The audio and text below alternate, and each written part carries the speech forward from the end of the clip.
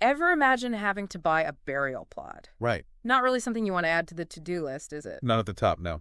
But that's exactly what we're looking at today. Well, not exactly today.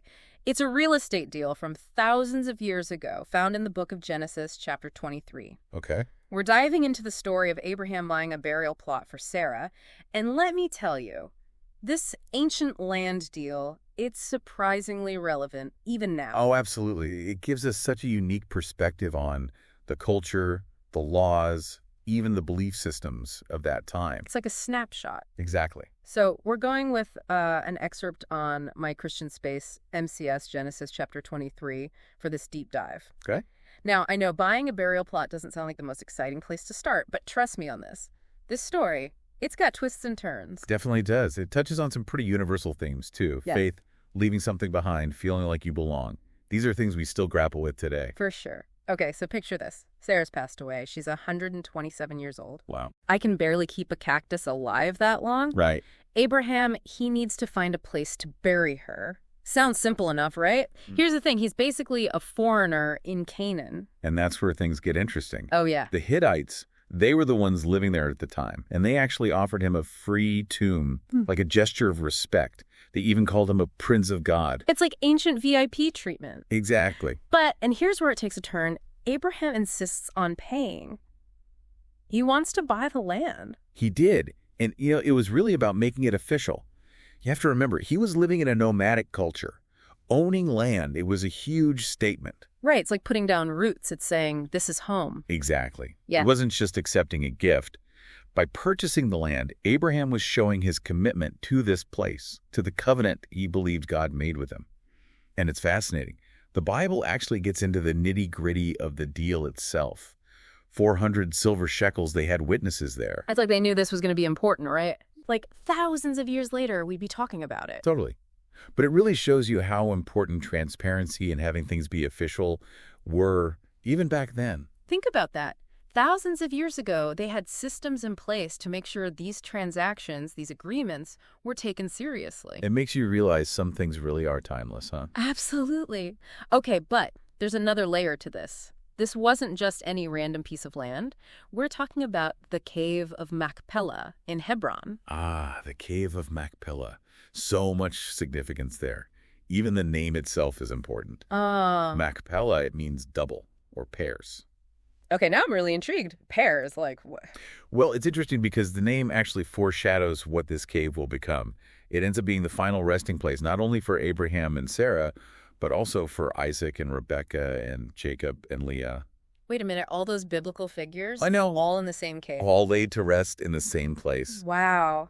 That's incredible, like a who's who of Right. biblical figures? It's amazing. All right, but this cave, it still exists today. It does, yeah. Yeah. It's believed to be right under what we know today as the Ibrahimi Mosque. Hold on, the Ibrahimi Mosque, you mean the site that's important to both Muslims and Jews? Exactly. And that is a perfect example of why this whole land purchase still matters today. I mean, the Cave of the Patriarchs, that's what it's known as now. It represents so much. History, religion, even just the idea of who owns what, especially in that region. It gets complicated. Wow. It's kind of mind-blowing. This decision, made thousands of years ago, still causing tension today. It is. It reminds you that history, it's not just something you read about, Right. It's woven into everything, the fabric of the world. Yeah. And something as personal as a burial site, it can have these huge, huge implications, even now. Makes you wonder if Abraham had any clue what he was setting in motion. Right. Imagine that. Buying this piece of land to bury your wife, this act of grief and love, and thousands of years later, it's this massively important religious and political site.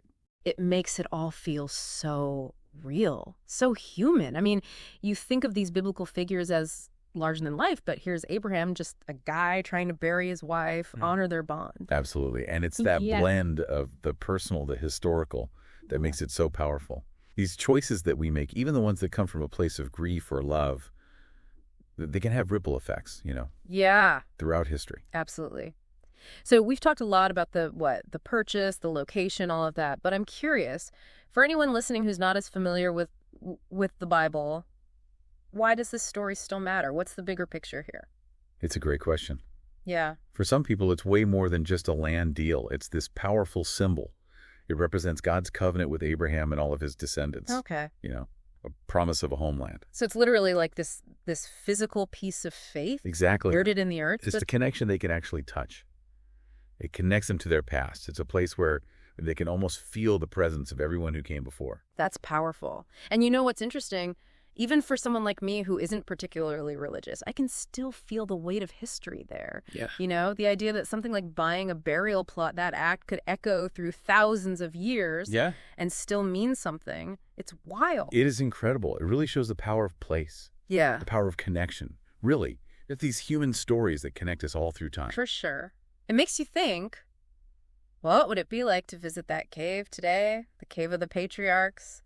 Knowing everything, all the history, Oh, wow. all the layers of meaning. Yeah, could you imagine standing there feeling centuries of belief and struggle, Yeah. hope and sorrow, all in that one spot? It'd be kind of overwhelming, wouldn't it? And to think it all goes back to Abraham just trying to find a place to lay his wife to rest. It is amazing. This act rooted in love and grief turned into something huge, something that still matters all these years later. It's true. It reminds us that our actions, even the little ones, the personal ones, they can have these huge consequences, shaping the world in ways we might not ever realize. Well, deep divers, I think we've dug up enough for today. I agree. But before we go, I want to leave you with this. As you go about your lives, your own journeys, remember this story, the story of Abraham and Sarah. Remember that even the little choices can last, and the places we touch, the decisions we make, they can echo for generations. So keep asking questions, keep exploring, keep diving deep into the stories that made us who we are. Beautifully said. Until next time, keep exploring, keep learning, and keep diving deep.